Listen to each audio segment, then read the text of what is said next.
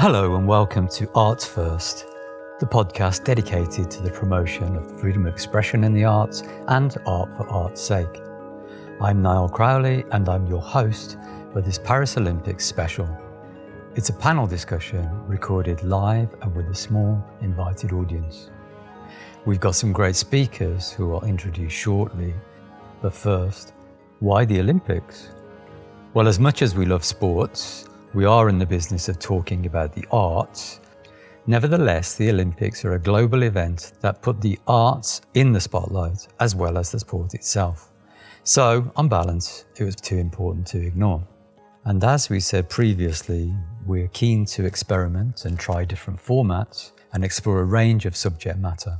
However, when we first discussed the idea of doing this a couple of weeks before the Games began, I was sincerely hoping we would have something to talk about. But why wouldn't there be? With the Olympics come great architecture and design, grand new stadiums, impressive sporting facilities. Who can forget Ai Weiwei's incredible bird's nest stadium for the Beijing Olympics in 2008? Then, to kick things off, the host nation draws upon its best and brightest in the arts, theatre, film, costume, music, dance, choreography and more, brings together this creative talent and the public, stuffs them into their breathtaking new stadium for the greatest and most inspiring show on the planet. We, the global and national and local audience, sit back while they inspire us with the retelling of their national story, reminding us all of our common humanity and setting us up for the world's greatest sporting spectacle. Except the French didn't quite do it like that. And we've been talking, debating and arguing about it ever since. But lucky for us, the arts and even European art history have been absolutely smack in the thick of things. More perhaps than we could have hoped for or imagined before the Olympics began. So, what's going on? Joining us, we have a great panel who I'll introduce briefly. I've included their longer biographies and links in the accompanying notes. Please take a read. David Adam is a cultural and economic specialist whose work was at the heart of the London Olympics, organising exhibitions and cultural exchanges. He was responsible for London's official Olympic brand at the Beijing Games. He's an adjunct professor at the University of Southern California and the founder of the organisation Global Cities. Dido Powell is an artist and arts teacher whose work has been exhibited widely in London and around the country. She's a regular contributor to Arts First and also organises the enormously popular gallery tour series for the Academy of Ideas, Arts and Societies Forum. Manik Govinda is an independent arts writer, advisor, creative producer, curator and artist mentor. He's worked with many award-winning artists in the field of contemporary visual arts and performance. Jane Sanderman is the Chief Operating Officer at The Passage, a homeless charity in Westminster. She's the convener of the Academy of Ideas Parents Forum. Always an insightful commentator on a range of issues, Jane says her family are mad about the Olympics, and to prove a point, they're just back from Paris, having been there to watch the women's volleyball and the women's rugby sevens. Dr. Michael Owens, or Mick to his mates, who's a writer and lecturer with a career background in urban development. He co-authored Play the Game, How the Olympics Came to East London, building on his research and experiences working for the Mayor of London at the London Development Agency. He's currently a board member at Bow Arts Trust, a much-loved institution at the heart of East London. David, could you kick us off with your initial thoughts and responses to the opening ceremony in Paris in light of your experiences of working on the London Games? Maybe tell us a little bit about what you think their challenges they set themselves and how they would have managed them and what they achieved. I think it's really interesting to first of all reflect on what an Olympic opening ceremony is for. What are they trying to achieve? Who are they trying to impress and who are they trying to engage? And there's a number of answers to that question. I think the first, and strangely, I think the first group of people that are often important in the minds of the organisers are the IOC, in that they want to be able to demonstrate that they have understood the full importance of the values of the International Olympic Committee, and that they're going to take it very seriously, and that they're going to treat the Olympic symbols with respect. And often, of course, we immediately find that people get themselves into a bit of trouble with that every now and then, as indeed Paris did by putting the Olympic flag the wrong way around. So it's a tricky area for people to navigate easily. But then secondly, I think they're looking to try and impress international audiences. This is a kind of global brand positioning moment for cities to explain to the world, look, here's who we are. Hey, you didn't understand who we are. Look, here's all these wonderful cultural things that we do that make us different, and you should see us differently, and you should see us for who we truly are. And here's the breadth and depth of what we're capable of. And there's a challenge in relation to that, because I'm not sure that it's easy to succeed when you're talking to global audiences about who you think you are, because it's hard enough to impress across one national culture exactly what it is that you stand for at a moment like that. But that brings me to the final audience that I think that they're trying to talk to, and that is really a national audience. It's a moment of celebration to say, here's who we are, here's what we stand for, here's what we're interested in, and here's a kind of collective attention moment around which we can all gather and say what we've achieved. And if we think back, I know most of the people on the call here are from London. If we think back to that London 2012 moment and the opening ceremony there were many elements of that many people wanted to celebrate the history of the place and to feel confident about themselves and to say, hey, we've invented some stuff and we've participated in world culture and there's stuff that we're capable of. And I think if you spoke to most people at the time, the London 2012 Olympics ceremony felt at the moment, oh my God, we've got it over the line, we can do it. And here's a load of wonderful things that we're good at. So it's a kind of getting across the finishing line and feeling celebratory about it. And for that reason, though, often when you're talking to a national audience, it's not often the message that you're trying to get across to them is not often as well understood for international audiences. And I mean, just to give a quick context, in the context of London, I think we wanted to show that we were full of humor, we were quirky, we thought differently, we'd take James Bond, we'll throw the Queen out of the plane, ha ha ha, look at us. For a more kind of traditional or a more hierarchical culture where respect is important, it's been noted that the Chinese looked on at that and sort of thought, oh, look, those people don't take themselves very seriously. They threw their monarch out of a plane. You know, it doesn't matter what the message is that you're trying to convey, in some way it will reinforce what we understand. What were the French, what were the Parisians trying to say in doing what they did? I think they were trying to show that they could innovate. They were trying to do it outside of a stadium. They were trying to bring something new to it. And they were trying to celebrate all the values that they think French culture currently stands for, which of course creates myriad controversy. That's really interesting.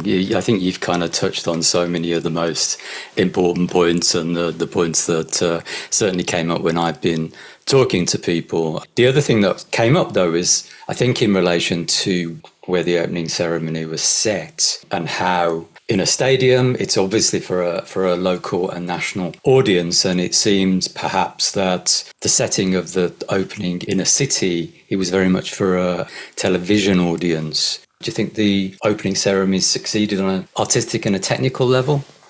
Well, I think what you've described there is that they wanted to put the city on show. And I don't know quite what was that masked horseman running across the city and showing off the iconic buildings and so on, and celebrating the Seine itself as a river. But London did a similar thing, really. You know, it had moments inside the stadium, but it had these videos and films that showed helicopters taking sweeps across the whole of the city and people waving from various buildings as the helicopter went by, and it tried to push to show, and look, we're now moving east. So it's not uncommon to do that, but I'd question whether or not, even in doing that, the Olympic opening ceremony is anything other than a televisual event. It's an event that's designed to catch the eyes of the world, and that phrase, the eyes of the world, is a very interesting phrase. It's often how the marketeers talk when they're trying to attract brands to associate themselves with the Olympics. They'll say the eyes of the world will be on the city at this moment. And it comes out of that long tradition, really, I think, since about 1967 World Expo, where that first global televisual event takes place, where the eyes of the world are watching as, this kind of it becomes technically possible to do that. So I think they did it, they were capable of showing that the city was on display. It got rainy. It felt a bit messy. I'm not sure televisual audiences would have stuck with it all the way. But that in general is because I'm not sure television audiences will stick with anything that long all the way anymore. And in truth, what's more likely to happen in a more fragmented, splintered media age, we'll pick up the bits from it through the decentralized media. We'll pick up the short, sharp sound bites from Twitter, from Facebook or whatever. That's how we will imbibe the media today. And in a way, we'll get a kind of filtered, quick summary of what were the best bits. We won't have to put up with what the creative producers thinks to totality. Dido, can you give us your thoughts? What were your highs and lows of the opening ceremony? And I agree that the television bit made me think of what happened in London, and I just now watched the whole thing through, and actually I think it did quite a lot of things. It works for all the dipping in and dipping out, and people said it looked fractured, but those bits, those little vignettes, each one, I thought there were many that really were very exciting. But then there was a logic through the whole thing, because they were going through the themes: liberty, equality, fraternity, women, sport. And so actually I felt that it really had a nice flowing feeling through it, to those particular things. And in some of them, I found some bits very original. I mean, I liked the mixture of their traditions and then the modern. Most people have just spoken about the sort of gaudy, the feast of the gods and the gaudiness and the kitschness. But when they did the museum thing, I thought it was great the way they focused on the paintings in the Louvre. The paintings were empty, famous paintings. The figures weren't there. They were looking out of a window. They were watching what's going on. And then the dancing, some people were very rude about the Malian dancer, Makamona.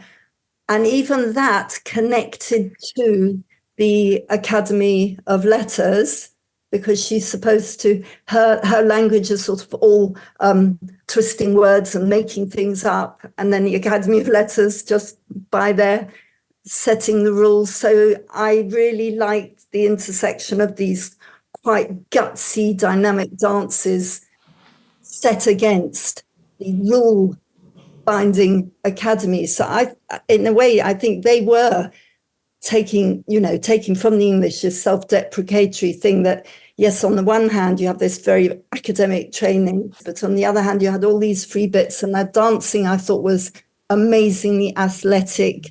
And it echoed when they had all the dancers going along the Seine by the gold bit, they all echoed the movement of water, boxing, swimming. They echoed some of the sports. So I thought that was all done very cleverly and was nice and punchy and full of colour, full of life, and the sort of undercurrent of pleasure of all sorts. Jane. I think what David said was very interesting in the tension about what it is for, and that idea of an international stage and then a national stage. So there does seem to be a difficulty between an understanding the seriousness perhaps of it and the playfulness of it. And I think perhaps it's a tension that can't be reconciled, or so you can see that with Beijing, they really were serious. It was a spectacle. It was an announcement that China was going to come onto the world stage as a really serious player. If you like, believing in universal values in a strange way, but it's saying, this is really serious. We it's not a joke. We want to really show ourselves to the world, and every single part of that opening ceremony is going to be perfect I agree, in a big spectacular way, and will charge around the world. And it did exactly that. And then you can see with London, and I really agree again with Francis' reference to London, that wasn't the same. It did seem to be much more, a developed country in which what conversation you're starting to have is this slightly playful, if you like, but slightly also ironic and slightly also talking to yourself. So, you do think, what did people make of people bouncing on National Health Service beds in the London ceremony? So very important to Britain, and a real, the last thing Britain has is a unifying idea. But I think anyone else is probably thinking, why is a health service, or what has it got, what the hell has this got to do with anything? I think interestingly as well, you just think those beds, surrounding those beds with J.K. Rowling and images to Harry Potter, and that's very different to what happened in 2024 Paris Olympics. So it also does go to show different cultural norms, I guess, being shown out, which happened in Paris. So I think they were some of those, they were some of the themes. I think for me, artistically, because you always want to go to an artistic event or see an artistic event and you have your mind open, don't you want to enjoy it, and you want it to become something that makes you better in watching it, makes you understand the world more. And I think it was patchy in that. So I think there were sort of good parts. I mean, I really liked, as you say, that dreamy, the beginning when the man or the woman, I think maybe the parkour person anyway, the boater, taking the children down the river, and you think, oh, this is going to be a mystical and magical opening ceremony. I was thinking, I like Le Morne, that sort of almost surreal French thing. And I think some things of it were executed really badly. The minute you saw Lady Gaga hoofing around, you understood what they were trying to do.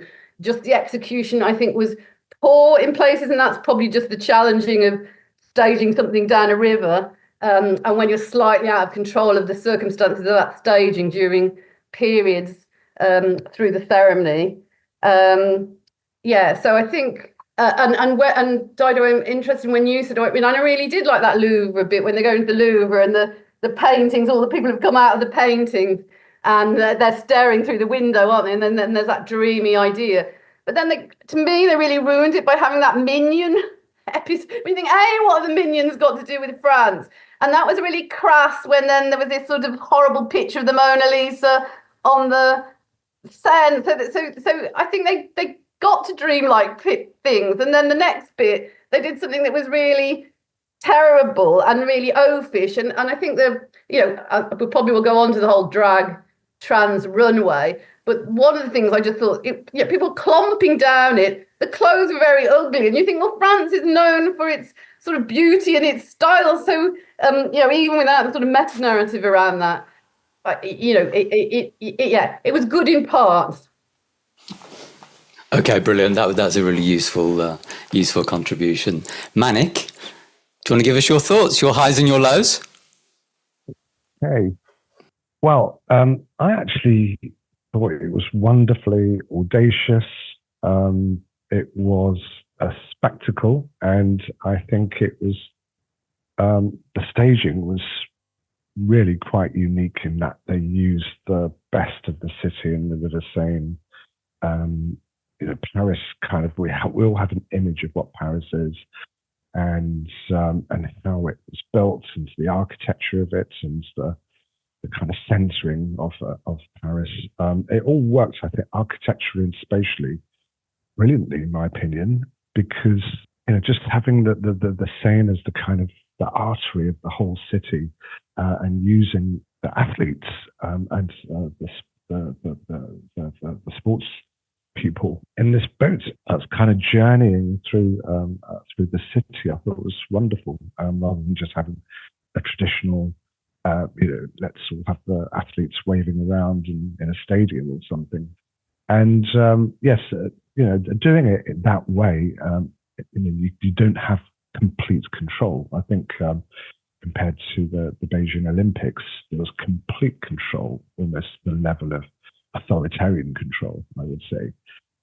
Some people say that the best spectacles are created by fascistic authoritarian governments.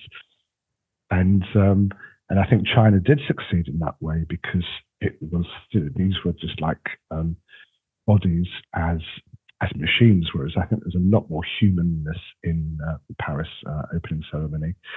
I think what I took with it was just a kind of iconographic clash that was going on. It was such a saturation of iconographies, and I like that kind of stuff. It's maybe a bit postmodern in that sense. Obviously we'll get onto the controversial thing about the tableau of Leonardo da Vinci's fresco of the Last Supper. Was it the Last Supper? That was being depicted or not. But there was what was going on throughout the whole of the artistic direction was this clash of cultures, clash of values.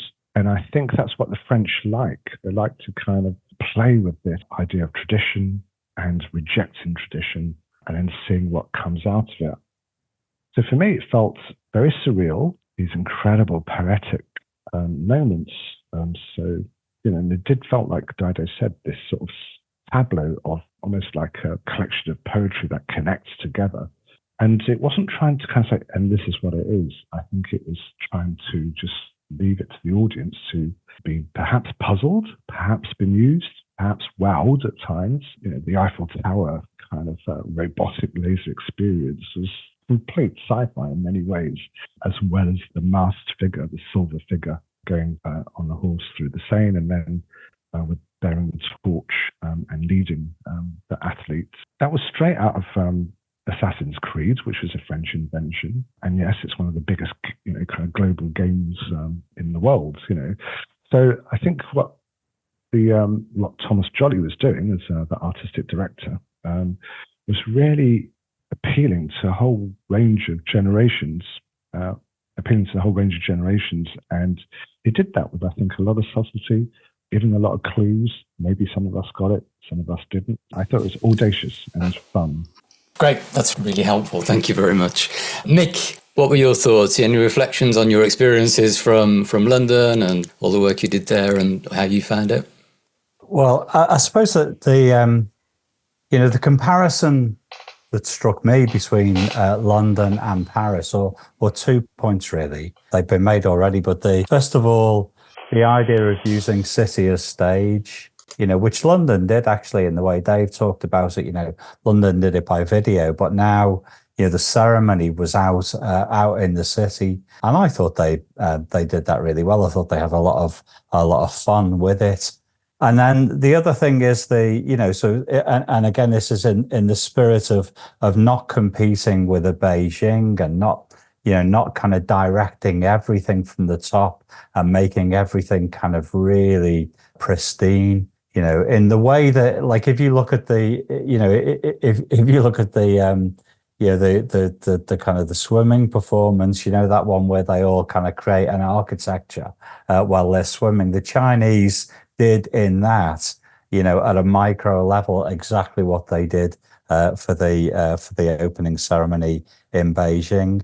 But what Paris did was, in the spirit of London, it was a bit quirky, it was a bit bonkers, and it's looking at it, not from a perspective of city branding, but more looking at it as a kind of gogglebox moment. Did it work or not? In a way, the weirdness of it, the wackiness, you kind of half the time you're thinking, I don't even understand that, I quite liked it at that level. So I liked the sort of rather shtick, the kitsch maybe of being taken on a tour around Paris and being shown all of these iconic venues, and knowing that all of those really important cultural references were being made, and and the idea that you might even know some of them, like a kind of 20 questions moment. So I thought that all worked really well. So the if you like, the metaphor that I think kind of summed up the feel of it. So Le Mans said it was like a traveling theatre troupe. So I thought that idea of looking at it as a bit like a circus, and just marveling, look at all of those beautiful dancers, and, look at the lovely singers kind of thing. And I think at that level, it worked really well. Of course, I don't think anyone watched it all the way through. I mean, you'd have to be tough to watch it all the way through. Stop the boats, wasn't it? There was that kind of joke flying around. Stop the boats, please, because we're bored stupid and they're all getting really wet. But I think that, actually the audience is a social media audience. And we did exactly that. We did afterwards. We found out exactly what the moments were, and we went and watched our own thing. And I think, part of the way that the audience relates to this, is about picking those things that you're really interested in. For me, things that stood out, some of the musical moments I thought were really wonderful. I mean, I really liked the Nakamura, with the marching band, with the Republican Guard. And it reminded me of Beyonce, so when Beyonce does her kind of American music, and she draws on the cultural references of marching bands, and then crosses over, with her contemporary music. I thought that was in evidence in the Nakamura performance. So I sort of loved it at that level. Should we move on to some of the controversies? I was reading a piece just the day after it came out by Gareth Roberts in The Spectator. He was talking about the drag stuff, and one kind of saying, well, seen it all before 20 years ago at the Vauxhall Tavern is a bit cynical, but I kind of thought that myself a little bit. He and others have sort of suggested there's a bit of a sneering going on at mainstream fans and mainstream society. So there was that element. And there was also the very obvious one about the Last Supper, were people being gaslighted when they were told that no, you're wrong, it's not the Last Supper. And does it matter really? David, do you want to come back in? In terms of other Olympic Games, if we think back to Tokyo, the controversy, we weren't quite as deep into culture war issues then as we are now. So it wouldn't matter what happened. There was going to be something that's going to get picked out and framed. Culturally, aesthetically, I thought it was absurd. There is a determined attempt to try and invert traditional symbols, but to do it in a kind of mixed up and not particularly French way. It was gaudy and gauche, and it didn't feel aesthetically interesting. And it doesn't seem to me that drag's something that's on the periphery of our culture. What was once considered to be something that is peripheral and that was about inversion is now center stage. So it seems inevitable to me that it would be there. And it seems inevitable to me that they would want to play with symbols that they think would upset people and so on. Brilliant. Thank you. Dada?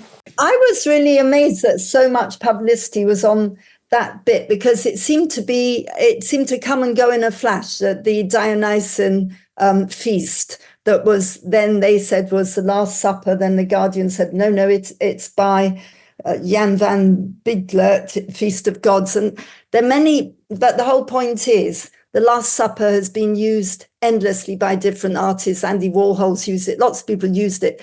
But I just thought that he looked pale blue and blobby and a bit oily, and the flowers were a bit hideous. The only bit I liked about it was him popping out from under a pot, a serving dish. But if it's also, if somebody who's wanting to overanalyze it, then the notion that paganism wouldn't match the Christian, I mean, pagan and Christian were the two things that were put together in the Renaissance. But the bad taste colours and everything, even that fits plenty of French traditions in art, Rococo down to Renoir, but it didn't have much power. I didn't find it offensive, but I didn't really think it added to anything. So it interfered with lots of the other bits that were, I thought, really powerful, like the horse, which I thought was completely magnificent. I think Dionysus was eaten by the Titans, wasn't he? Which is probably why he was in a boiling pot. Okay, thank you very much for that. Manny, what did you make of it? What did you make of the idea that maybe the controversy was about people feeling gaslighted by it? Yeah, I mean, like I said just earlier on, this kind of clash of iconography that was going on there. Of course, there is a bit of this, you idiots, it's not about, it doesn't depict Christ and the Last Supper, it's a bacchanalian feast. So yes, there's a bit of sneering and snarkiness going on from those kind of people, so I agree on that. But I also think, the people that were offended by it, I mean, come on, get a life. It's not flesh and blood, Jesus Christ and his apostles, Mary Magdalene, it's a riff on a 15th century fresco, a mural, by Leonardo da Vinci, of his interpretation of Christ in the Last Supper. So, I think we always have to remember that art is artifice. It's not real. It's not flesh and blood. But in this case, it was a performance art spectacle in terms of what Thomas Joly kind of created as a tableau vivant. And I felt it was a bit disingenuous that they were saying it's not about the Last Supper, because it certainly is.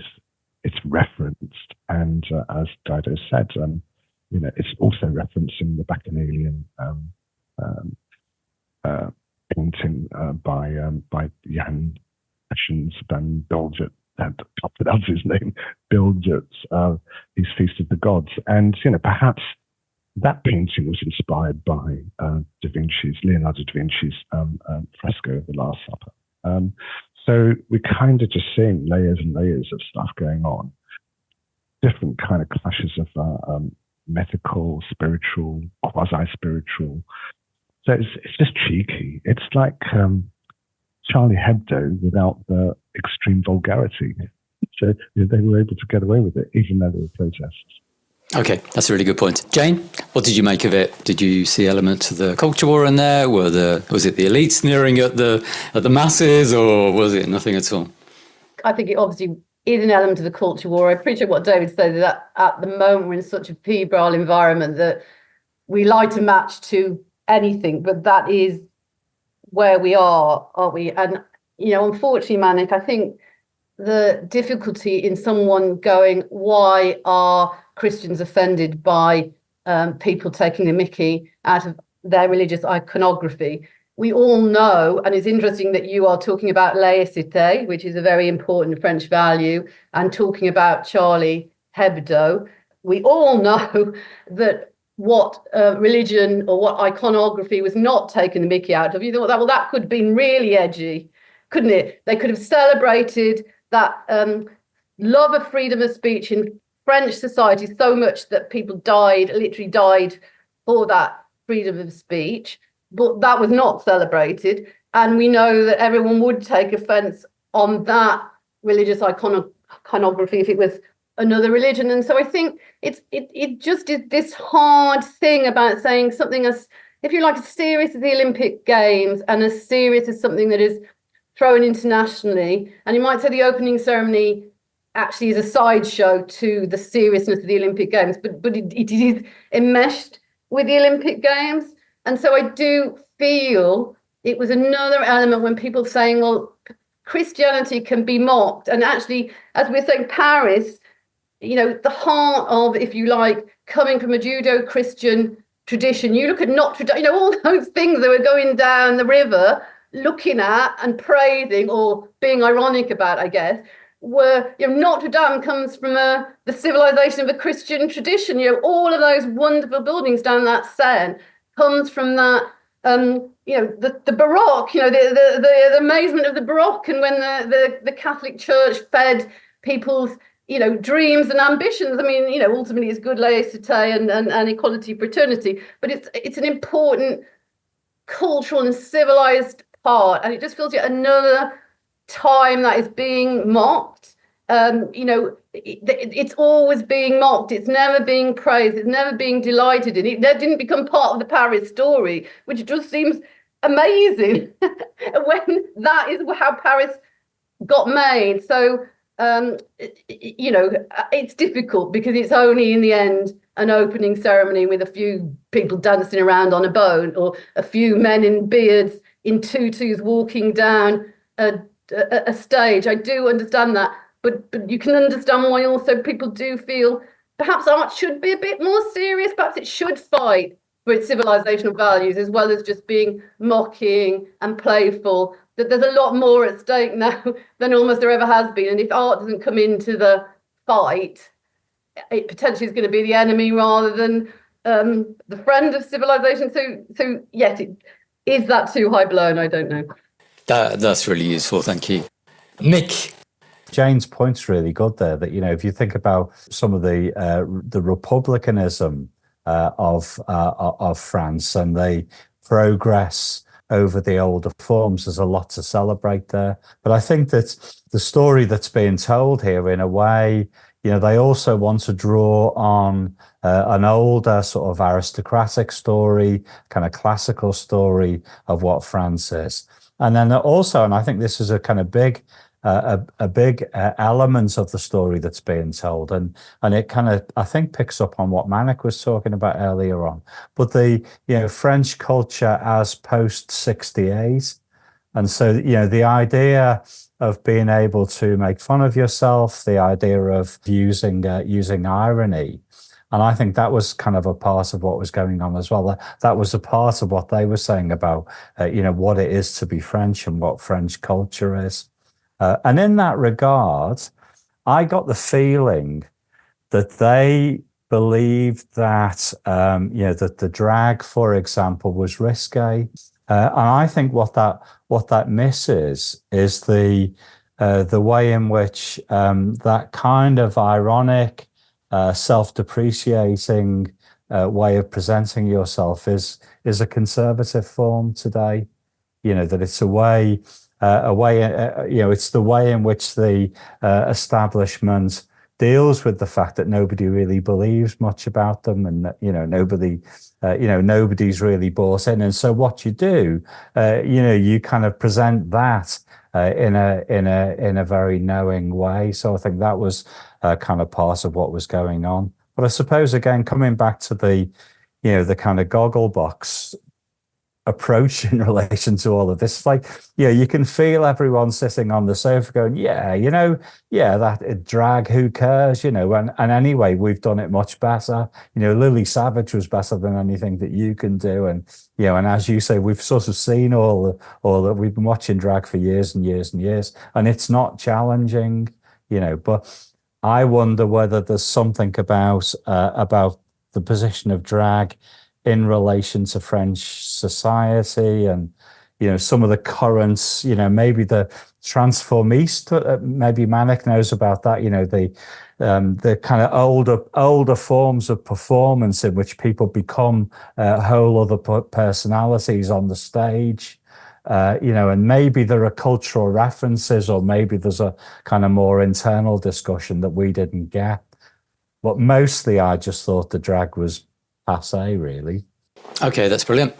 David? Just very quickly on that, and maybe to tie it back to the distinction between what the cultural values were versus what the Olympic values are, as a kind of way of summarizing in some parts, I think, what both Jane and Michael said there. And I don't want to give the director, Jolie, too much credit, as it caused a controversy. They went and had a press conference. You listened to the press conference, you listened to what he himself turned around and said. He said, we were doing it because of this chimes with Olympic and French values of diversity, openness, and inclusion. He didn't say the Olympic values, which are faster, swifter, higher, excellence. So it's kind of coming back to Michael's point about it would be a little bit more challenging to have said, we did it because we were celebrating excellence, just as they built Notre Dame to celebrate the best of what was achievable. And I do think there is a problem perhaps in that some of the original Olympic values that de Coubertin tried to revive and so on, they seem very odd to us now. And I think Michael's point there is quite important about how it'd be very difficult to go out and say, well, we're celebrating excellence because we think that achievement is a great thing. That would be across the pages of the news a lot more. Shock horror. Paris tries to celebrate how bloody brilliant its culture is. I think we'd be hearing about that for some time. Okay, that's brilliant. What a really excellent discussion. Thank you very much, all of you.